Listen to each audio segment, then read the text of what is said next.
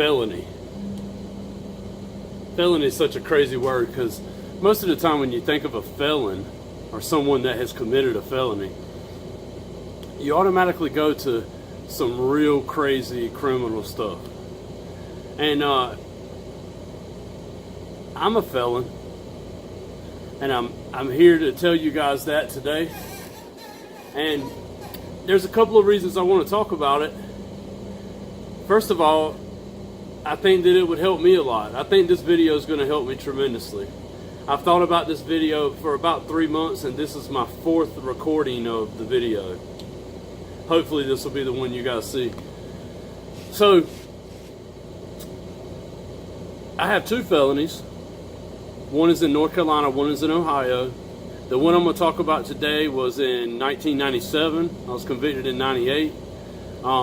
And I'll tell you guys about the Ohio felony that was car show related. It happened in 2005, 2006, something like that. So, a couple of reasons I want to tell you guys about it. First of all is I want to make sure that if somebody's out there watching me and saying, oh man, he's coming out with such a positive message, I wonder if he's going to tell them that he used to be a criminal. So one of them is to knock the haters off and make sure I get ahead of the curve on that, and I don't have to defend myself on anything. And the second thing is the reason that Real Life Testimony was actually created, and that's because I want to show you guys how I overcame the situations I was in and the mistakes I made and the shortcomings that I've had. I've had a bunch of them. I still have them every day. But I want to tell you guys about this felony. So, 1997, I get a call from a buddy that wants me to go test drive a car with him. We're going to call him Dan. And me and Dan go test drive the car. We take it straight to Lowe's, get a key made for it, and you know, we come back 2 or 3 weeks later. We show up at a Friday night or Saturday morning about 1 or 2 in the morning. I'm driving a hoopty. I got the hood popped open on the side of the road. He runs up, grabs the car. He's got a tag that matches the vehicle that he was getting from an old car that he had. So if he got pulled, the VIN plate would be the only thing that would give him up. And so I'm sitting there like you know, kind of pretending that my car overheated on the side of the road, and get a highway patrol come up to me, ask me, is everything all right? I'm like, yes sir, I'm good. Just overheated, I'm letting it cool down for a second. Should have been my sign there, but it wasn't. So we take the car, we go back to my shop. I owned a business at the time called Low Gear. Low Gear was it was called Auto Aces. Auto Aces was a company I had in Kinston that did customizing and painting cars and wheels and tires, stereo system, you know, anything to customize a vehicle. And again, this is 1997, so I'm 21 years old. And so we get the car back to the shop. We spend about 36 hours straight on it, me and Dan, and it drives to Greenville on Sunday night with a new VIN plate and a new paint job and a new interior and new stereo in it, new wheels and tires, you know, just the whole thing. It was completely redone. Dan drove the car for 6 months, and we got caught by talking. I mean, you know, the wrong person found out that he could get $500 for talking, and he had at it, you know. So, but that point is mute. There's nothing to that point. The point is that I made a mistake at 21 years old that brands me for the rest of my life as a felon in the state of North Carolina, and that's a big deal. Like, at the time, I didn't realize it was a big deal. We were charged with grand theft auto, possession of stolen goods, and tampering with manufacturer serial numbers. All felonies. I got convicted of possession of stolen goods felony. Dan got convicted of tampering with manufacturer serial numbers felony. He got 2 years probation. I got 2.5 years. I was totally the accomplice. But that's just how it works. I mean, you know, it's all in like the lawyer maybe, or the money you spend to get out of it. Or me and Dan are actually still friends. I mean, we both understand we made a mistake, and back then our lives were a lot different than they are now. So anyway, I was convicted in 1998 of that, and actually had a buddy of mine that was really a customer that hung out at the shop some, and he put his land up for me to get out of jail. And he just knew that we were young. We got ourselves in a bad position, and he knew that I wasn't going to dip and roll out and not come back to court. And so his land was safe, and we called him Preacher Man. I wish I knew the guy's name where I could get up with him, because that guy really helped me out in a time that I didn't think anybody would believe in me because of what I had just got charged with. That guy came through and really helped me out, and it was a positive influence in my life that I truly needed at the time. So, but just some things that felony has done for me or done to me. In the years, I've gotten denied for plenty of jobs. There's tons of people that have told me that I can't work for them because I'm a felon. One of them was Mayola, which is where my dad works. He's been there for 30 years or so. And at the time, he had been there 15, 20 years, and he couldn't get me in. I mean, I was a felon. There ain't nothing you can do about that. The big boss wouldn't let that pass. So, and then I recently, in June, I went to auctioneer school, spent 9 days there in High Point, and really enjoyed it. And dug myself real deep into it to try to learn it, and went through the rules and stuff. But to me, it seemed like if it was more than 5 years old, they wouldn't really hold it against you, but they did. And I don't know if it was this felony or the second felony I'm going to tell you about, but one of them held them down, and they wouldn't give me my license in North Carolina. So, and that's cool. Like that's hurdles I had to overcome, and that's a lot of the reason I'm talking to you. One of them, the most recent, well, the auctioneer is the most recent, but the one before that really, I'm a ball guy. I love ball. I've been loving baseball since I was 7, 8 years old. Dwight Gooden, 1984, Mets are still my team for some reason. But so I got denied to be Emma's T-ball coach at a 3-year-old league because they ran my criminal history. And I totally get it. Like, I don't think there's nothing wrong with the fact that they're running your history. Your kids out there playing ball with you.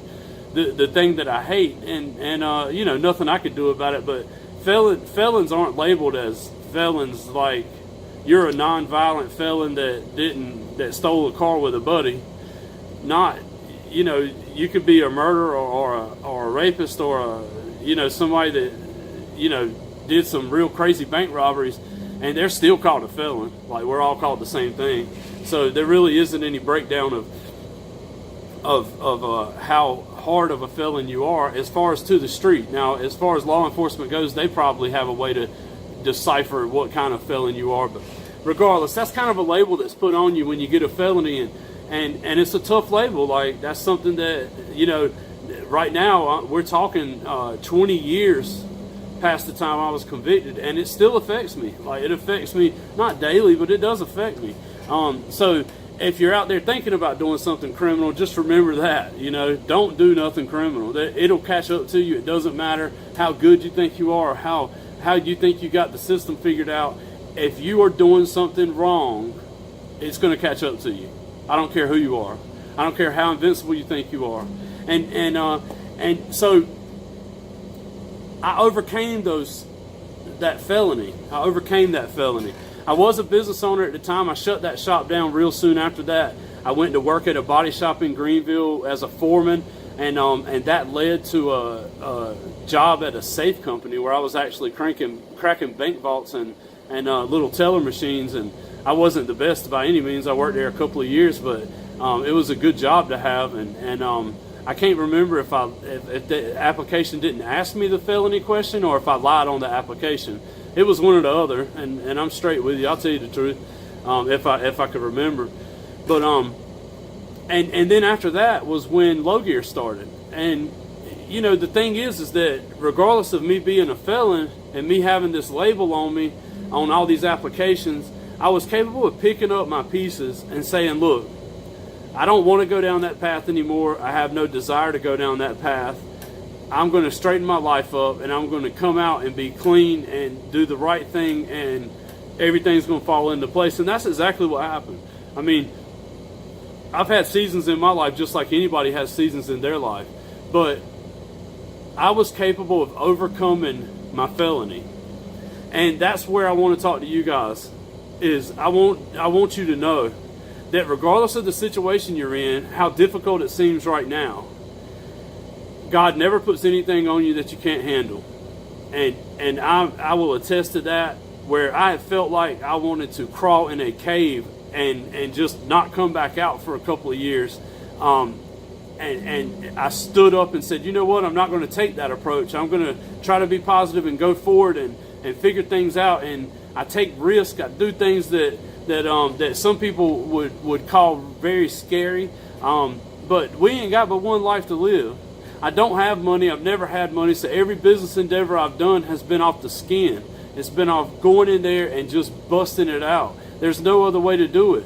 And you know, in my mind, of course, there's tons of money ideas and people out there that'll support you with those. But in my situations, I've had a couple of situations where I had a little bit of money, but not much, not in the business world. So I just want to let you guys know that. And I like I do feel better that I've come out with the fact that I'm a felon. I don't want to have a label on my head everywhere I go that says, "Oh, Mike's a felon." Because I feel like hopefully my character speaks for itself, and my previous mistakes wouldn't allow people to look at me in a criminal type way. But the more I read the Bible, the more I realize I don't care about that either. I don't care about how people look at me. I don't care about somebody saying, "Mike, that video, I don't know why in the world you did that." Well, I did it because I wanted to do it, and it makes me feel better, and it makes me feel like that I might be able to contribute to somebody becoming better in their life. So that's exactly what real life testimony is about. And you know, the number one scripture that stuck out in my mind for this, and only in the past few weeks, but the number one scripture is the scripture. If you've ever been at a ball game where my oldest daughter is playing ball, and you hear me yell out 413, well, her favorite Bible verse since she was a kid was Philippians 4:13, and it says, "I can do all things through Christ who strengthens me."